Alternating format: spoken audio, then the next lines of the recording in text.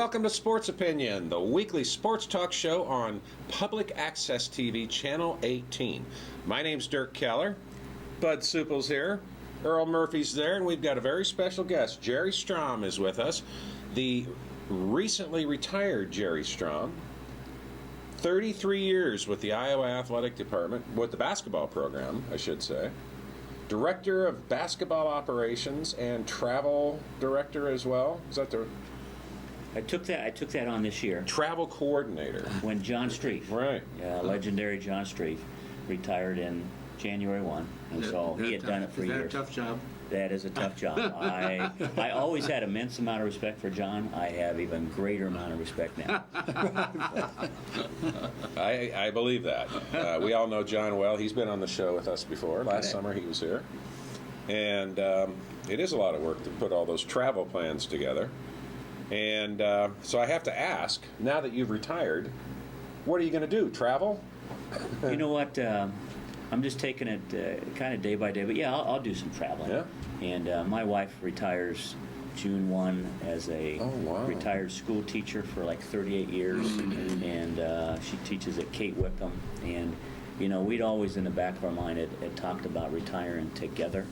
And so this gives us an opportunity. And when I say travel, I'm sure you'll do some things together that you want to do, but I think a lot of it has to do with visiting your own children as they get older. And so that's a part that you really miss when you have a job that consumes as many hours as the job that I had for the last 33 years. So, yeah, I'm looking forward to that, Dirk. Well, good.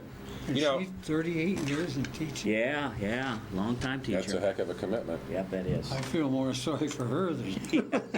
She works with kids with learning disabilities, and so she has an immense amount of patience with kids. And an immense amount of talent, then, to do that. It's a great profession, and but she's excited about it. We call it that next adventure. Yep. We'll have to go out to eat sometime together. Let's do it. I'll do it. Well, speaking of travel, you've been to some pretty exotic locales in your time with the Iowa men's basketball program. And I thought maybe you could just, off the top of your head, what are some of the unique places that you've been with the team? Say Bobby Knight. Well, that's a unique. He's a unique person. I like Bobby Knight. You know, I feel really blessed, Dirk, that one of the opportunities that we had being with the Iowa basketball team is that you did get to travel. And not only just locally, but every 4 years you went on a foreign trip. Yeah. And so one of the first foreign trips I went on was with Tom Davis, his very first year as the head coach. He came in the spring, and in that fall we were going on a trip that actually George Raveling had put together. And we worked with the USA Basketball, and we went to China and Korea and Hong Kong. And to this day, I still remember that trip because it was such a third world country back then. This would have been back in about I want to say 86, I think 86, 87, I think, or 87, 88. Maybe it was 1987. Well, we just had the 25-year anniversary, yeah, right? we did, yeah. So that would be correct. And, you know, 86, 87.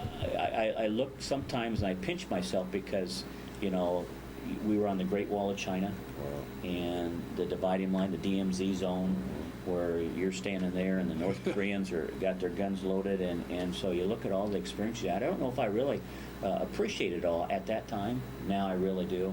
And then, you know, been to Paris and England and Australia and just a number of places.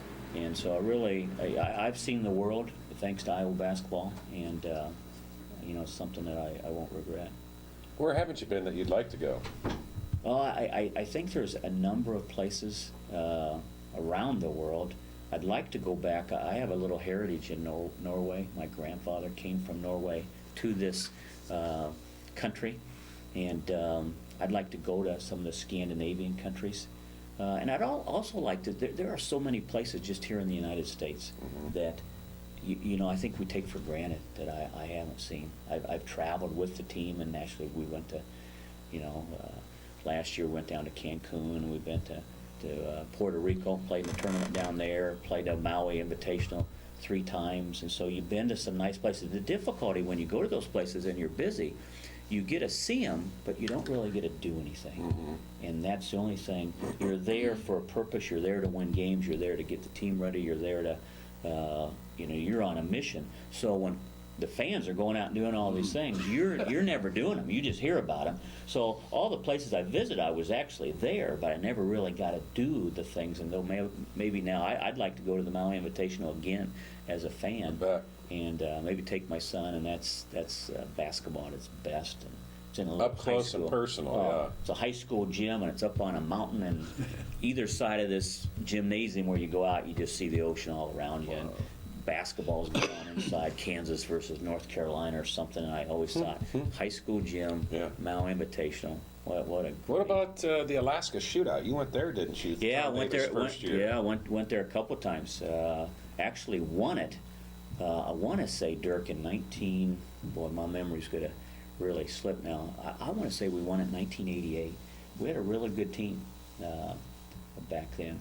I think, And, yeah, it was. I know you won it back in that era with BJ and Yes. and Roy and Eddie. Yeah, and then went back again, I think with Chris Kingsbury and a group of kids, and we, I think, played in upset Connecticut, and had a good team then, Jess Settles, and yeah, a real good team. So we played in there a couple of times, and yeah, that's a beautiful place. Countryside, glaciers, they're all so unique. It's just really, you really feel blessed that you were able to see different parts of the world. I bet. I bet. Well, now, you have been here a long time, and you've been to a lot of places. Did that boy from Fontenelle, Iowa, really dream that he would get to see the world as you have and be associated with Hawkeye basketball for so long? No, I don't think you ever dream that. I think sometimes in life you're at the right place at the right time. And I had to finish my master's degree at Western Illinois University. And in order to do that, I had to spend 6 months at an athletic department and learn. At that time, I wanted to be an assistant college basketball coach, maybe an athletic director down the road when I was getting my master's back in the early 80s, back in 80, 81. Followed Iowa basketball, and Iowa basketball was good then. They went to the Final Four and Yep. had a great run. And so I kind of How many selfishly, coaches did you work under? I did. Coach Everybody since McCaffrey was Lute. 6, so I started with Lute Olson Oh. 2 years. Yeah. So, when I came over here, I'll tell a funny story. I was going to work for Gary Kurtemeyer, and he was going to be my semi-boss. So I thought, well, while I'm working here, I got paid $50 a month. Me and my wife lived in Bon Air Trailer Park. Yeah. Yeah. I tell my children, I says, you consider yourself fortunate. I didn't mind those days at all. Those were fun days. Yeah. Oh, yes. Bon Air Trailer Park was great. You lived north and south. Pretty much when you live in a trailer, you plugged in your car because you didn't have a garage, Yeah. hoping it would start in the wintertime. But you Bon Air, laugh. was that by the airport? No, it's out. Would be on your way to Muscatine. Now, Oh, that yeah, one. Okay. yeah. But the long story short, I wanted to still stay involved in basketball because at the time I was coming from Western Illinois. I was an assistant baseball and basketball coach at Monmouth College. And so I kept showing up and waiting in the office for Lute Olson. And, I'd like to see him because I thought, well, while I'm here working in the athletic department, I will volunteer my services. I'll do whatever he needs. And he would never see me. And I think after about the 10th time, he kept asking his secretary, Barb Kunsel. And Barb would say, that young man's still out there to see you, Lou. And he finally just, I think, gave up my persistence, and he says, bring him in. So I had about 5 minutes with Lute Olson. So in those 5 minutes, I convinced him that he would be a fool not to have me help him out because it wouldn't cost him anything. And I could break down film, I could help him, I could assist him. And when it was over, he says, go see Jim Rosborough, you're hired. You can be my GA. And so that's how it happened. And as I tell people, sometimes if you want something bad enough, you have to be persistent. And after about my 10th time, I think he thought I was a stalker. So he finally brought me in, and then that's how I got started here at Iowa. And this is in the old field house. Old field house. I've told people many times, and you guys know what I'm talking about. I love Carver Hawkeye Arena, but I've always told people newer's not always better. And you can't duplicate what that old field house gave as far as atmosphere. Different type of atmosphere than Carver, but when I walk over there and when we were in the camps over there, I try to explain to people how it was, and it was as good as it gets basketball-wise, Oh, my. and how tight you were, and the balconies, and the obstructed view, and it was as good a home court advantage of any place Yeah. in the Big Ten. I love the old field house. I love the fact that the visiting teams had to walk through the crowd, past concessions, to get to the floor. Yeah. I love that. There is those kind of stories I think are important to keep telling, because I think that the history that you have here in Iowa basketball, and they used to say Ben McGilmer, and I actually met Ben McGilmer. He came to our Chris Street Golf Out a few years ago, and I said, I heard this story that you'd be out in the lobby about 5 minutes before tip-off trying to sell your tickets. And I know that's not true. And he goes, no, that is true. Really? Back then, you could sell your tickets, so all of a sudden, that was pizza money for those guys. In his uniform, in his warm-up. Yeah, I got two, and they're probably pretty good tickets. Oh, I don't know. they were. He said that was a true story, so I still don't know if I could. It might not have been 5 minutes before the game. Maybe it was a half hour, but it's this kind of like fish story that keeps growing. Got two. Yeah. See, back in the 50s, they had the state tournament there. Yeah. That's The right. state tournament. Now, Never forget Davenport and Who was the best? Roland. Who was the best basketball player to play for Iowa when you were there?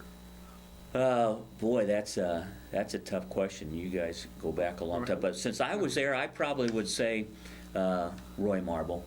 And the reason I say Roy Marble, and I still to this day would love to politic to get his, maybe not his number retired, because I know we have a number of numbers are retired, and you can't just keep retiring numbers, but his jersey. We did that with BJ. Yeah. And when I look at that team that they had, 30-5, and Roy, 25 years later, is still the all-time leading scorer, and it's not even close. no. The person that's second is about 400 or 500 behind him, and no one has even come close to scoring 2,000 points like Roy. And so I think Roy Marble, Who was his coach?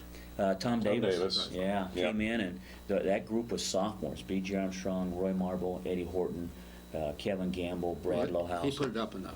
Yes, he Well, did. it He actually, did. Raveling recruited them and coached them their freshman year. Yes, yeah, Now you mention it. yeah. I remember he had a slogan, wait till they're old enough to shave. Yeah, he had more slogans. See, Remember I that? still, Yeah. to this day, just there was so many things that I remember about George Raveling. that- I want to hear, I wrote down, tell us a good George Raveling story. Boy, yes, That we haven't a heard. million of them. Oh yeah, Earl. I used to eat with the Ian Bump. He loved Bump. Yeah. I mean, when I see George Raveling at the Final Four, when he went to L.A., they didn't shake hands; they hugged. yeah, no question. I think some was there. tears were involved, too, on George's part, if I remember the story. I think George shed some tears. Sure. Yeah, Yeah. they had a I- mutual respect.